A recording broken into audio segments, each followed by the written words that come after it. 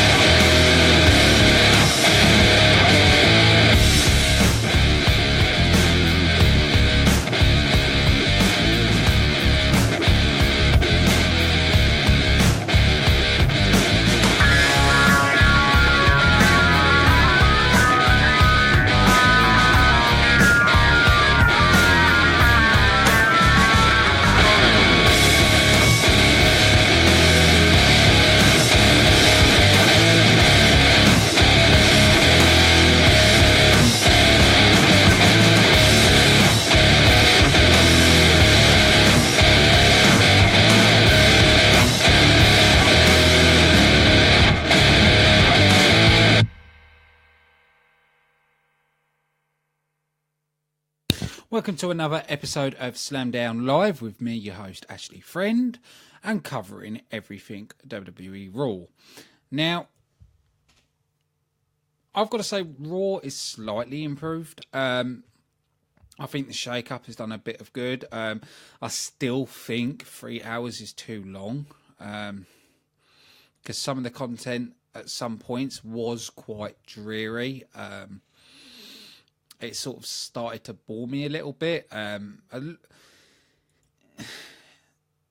want to be too hard on Raw because Raw is making the right progress, and it is going the right way. The thing that really annoys me the most is the actual rig itself, with the having it change purple for the cruiserweights. I can't get my head around it. You know, you don't see... who can I compare it to? Right, let's say we don't see TNA, for example, or Impact Wrestling. We don't see them change the ring green for the X Division guys, do we? You know. And to me, it still gives me that feel like part recorded. Like they've pre-recorded the Cruiserweights matches. It gives me that kind of vibe, and it shouldn't.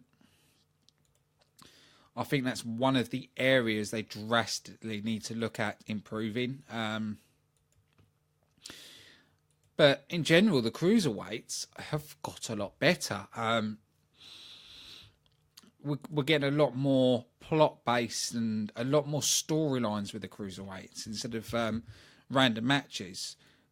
Because me personally, it's one of my pet hates. I hate random matches that have no reason, no purpose, but to be a match. It's just pointless. And I like when everything has a build-up. You know, where I'm invested to the angle and I'm invested to the storyline. That's what I like. I like to be pulled in. You know, I like to, follow the story. That was... In the past, that was one of Impact Wrestling's greatest weaknesses. It was their storylines. I think it's better now on the WWE side. I still think they could do more. You know, a lot of people have complained about saying, oh, they're rehashing, reusing this. There's only certain amount of storylines they can do. You know, with how long the WWE's been going for, some storylines are going to feel like they're carbon copies. And it's not them trying to be a carbon copy. It's there's nothing left. You can compare Bray Wyatt similar to The Undertaker's character. You can say this person's similar to that person. But end of the day, they've been going for so many years now that sometimes well, I'm not even going to say sometimes, a lot of the stuff is going to be reused. You know, I know people are saying, I want to see a storyline or an angle I've never seen before. I'm sorry, it can't happen. They've done it all. You know, we might get lucky. They might come across something that they haven't done before, but I highly doubt it. Especially in this day and age. But then saying that, I'm excited to be a wrestling fan in this day and age now. You know, I still think the PG is taken away from the WWE. I still think PG needs to be dropped. But, you know, that's one of their mass markets. They appeal to kids. But, you know. One thing I do wonder about is and I've covered this on past show when I was talking about YouTube with Impact, but I want to quickly cover about the WWE side. WWE do use YouTube and have certain clips on YouTube, and with the WWE having such a big fan base, there's a given they make a lot of money through YouTube. Now, with the new rules YouTube have done, the WWE ain't going to be making that money. So it's making me think, will companies or organisations pull away from YouTube and move to something else? I still think we're going to have to sit and wait and see what the knock-on effect of this is going to be. I really do think YouTube have really shot themselves in the foot, because the wrestling fan base is big, and if a company's not going to make money through YouTube, then they'll find another way of making money. I'm sure there'll be a clever spark that'll probably set up another like YouTube type of thing where companies can put videos on there and make money. If not, then everybody's going to have to pay for the network, or pay for the whatever network or whatever another company uses to show their stuff. But I could spend the whole show talking about how bad the what YouTuber have done and the knock-on effects it has to so many companies. But this is about WWE RAW, so let's sort of dig into the show. I like Kurt Angle as the general manager, but I don't know. He seems a bit off. It seems like he hasn't got the chemistry there, which is weird to me, because a lot of Angle's best work was in Impact Wrestling, and anybody out there that's WWE fans and say, no, he was better with WWE, Kurt Angle himself has said his run in TNA was his best run. But anyway, the whole point of that was, you know, we saw him leaders of the Main Event Mafia. You know, he can play the characters. We know this, but he just seems very stiff, very lacking. I felt that with the promo against Strowman. I don't know.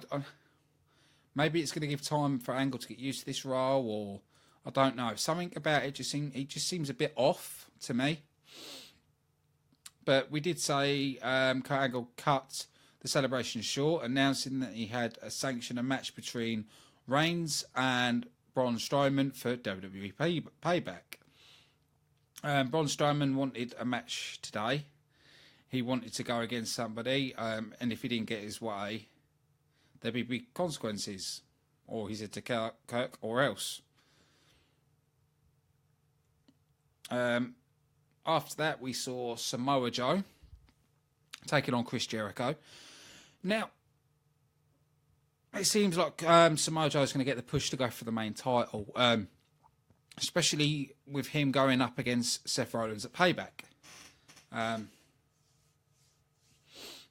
It just, maybe that's the direction they're going to go with on that.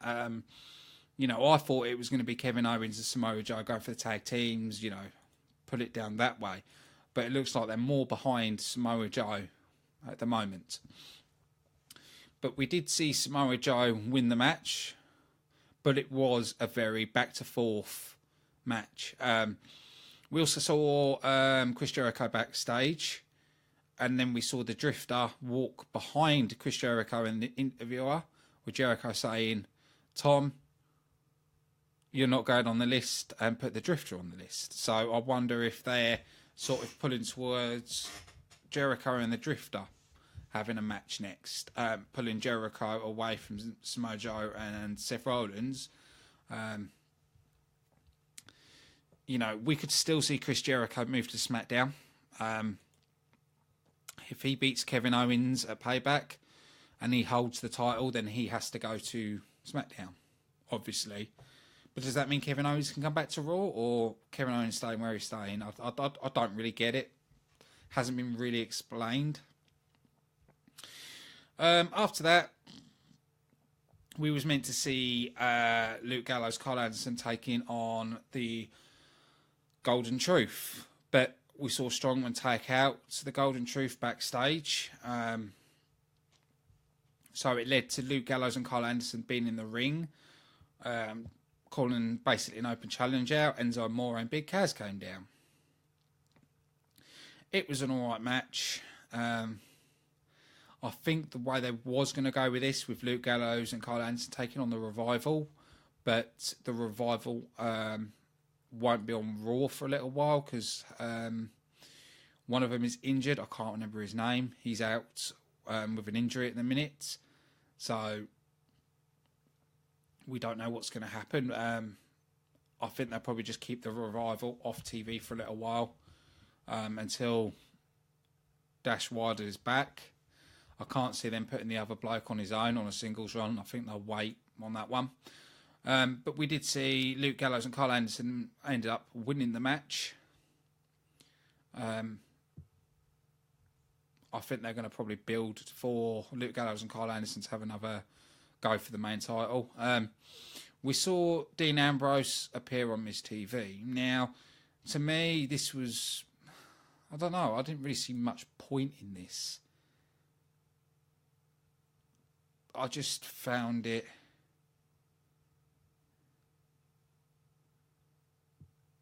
I don't know. I just... boring.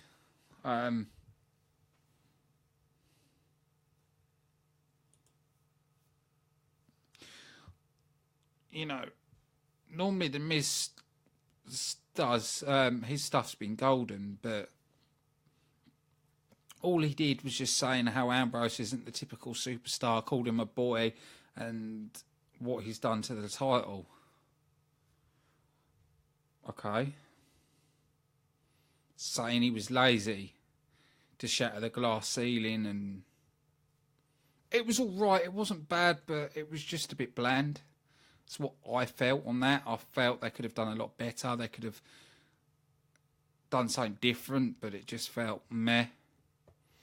After that, we saw TJ Perkins against the gentleman Jack Gallagher. Now, I quite like the heel Perkins. People who haven't seen his work before, he plays a good heel. Because he's played a heel in another company. I'm not going to keep going on about people's in the past companies, but he's good at playing a heel. And that kick he has just looks deadly. But we did see Neville as well, and Austin Aries at ringside. Austin Aries got knocked over by Jack Gallagher when TJ Perkins hit him with a kick. Landed straight into Austin Aries. Austin Aries got onto the ropes, shouting at TJ Perkins, which caused a distraction when Neville pulled him down, and TJ Perkins got the win. So, like I said, a lot better from the Cruiserweights. A lot more storylines with the Cruiserweights now. I enjoyed it brilliantly. We saw a 4-women match. Alexa Bliss, Sasha Banks, Nia Jax, Mickie James, for the winner of this match to become number 1 contender. Now, we saw Alexa Bliss steal this match after Nia Jax hit a move on Mickie James. We saw Alexa Bliss kick Nia Jax out of the ring to get the quick cover and won the match to become number 1 contender. Like I said, it was a good match. Nothing really stuck out for me. It was I wouldn't say it's boring, but I wouldn't say it's exciting. It was probably on about the same level for me. It just didn't have the oomph to it. After that, we saw a squash match with Finn Balor taking on Kurt Hawkins, especially where they've said about last week Finn Balor suffering concussion. So I can tell they wanted to play it safe.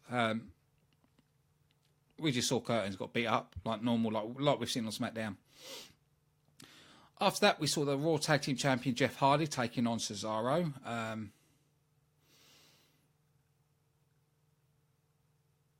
I really want Matt to go broken. Apparently, there's a rumour. I'm not going to say it's fact because I don't believe everything that David Meltzer says. But apparently, there's a rumour going around that the WWE are happy to pay Impact Wrestling to have Matt broken. I think they need to. I think the Hardy Boys will go stale. I think the broken rejuvenise them, makes them different. And with the amount of money the WWE could make through using broken with merchandise and stuff like that, I think it would be a safer bet paying Impact Wrestling. Me personally, I'll do it. You know, I think for the WWE, I think they make more money out of the Hardys that way as well. But that's just my aspect on it. I do think Broken Matt needs to come. But yeah, match ended with Jeff Hardy getting the win. And after the match, we saw him the team shake hands, which you don't really see often. It normally ends one way or the other, but to see them shake hands at the end of the match, I quite liked. Again, it was a good match. After that, we had Braun Strowman against Big Show. Now, before they did the ending, I thought the match was good. I was enjoying it. Doing the ring collapsing,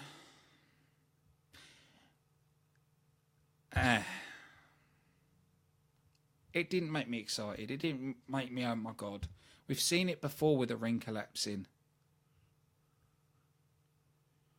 You know, I'd have liked them to see something different. Why not when Braun Strowman hit the suplex, when Big Show hits the ring, he goes through the ring? Because it's such a slam, he goes through the ring, not break the ring. You know, I think that would have been better, because we have seen the ring collapse so many times. So I would have rather seen the ring break inside the ring. So you see Big Show go straight through it. You know, break the inside instead of it just collapsing. I think it would have added more to it. And they can do that. So I think that would have probably been the better way to go. I think they might do a rematch between these two at some point. I know Big Show's winding up his career. I would have rather seen these two go in a last man standing match to really show how good Braun is and sort of like a passing the torch. Things we didn't see at the end after they went off air. The Big Show got up. The crowd was cheering him, cheering "Thank you, Big Show," and Big Show was actually got emotional. So making me think this is probably his time. He's probably finishing. I'm trying to think if there's anything else left to cover about Raw. So for me, it's a bit of a downer on Raw. It's not as good as last week's. I think it was quite bland in parts. It's making me looking forward more to SmackDown. But there's still a lot of potential with Raw. I'm not giving up hope with Raw. There is a lot they could still do. You know, I just hope they don't ruin The Miz, because The Miz is brilliant. Do not ruin him. But yeah, we'll just have to wait and see where we go from this. So I want to say a big thank you to everybody watching. Don't forget, tomorrow, same time, 9 p.m. GMT, it is the Smackdown review. We have got a new website coming soon. It's been made, it's been designed. I'm just waiting to move it from the test part of my site to the main part. As soon as it's flipped over, it'll be ready to go. We are still looking for WWE writers, so anybody that watches WWE or wants to write blogs or write about the latest news. There is a new section called the news section where you can find WWE news and Impact news, but we are still looking for writers to write stuff for that part of the site. So anyway, I want to say a big thank you for everybody watching. I've been your host, Ashley Friend, and I'll see you again tomorrow.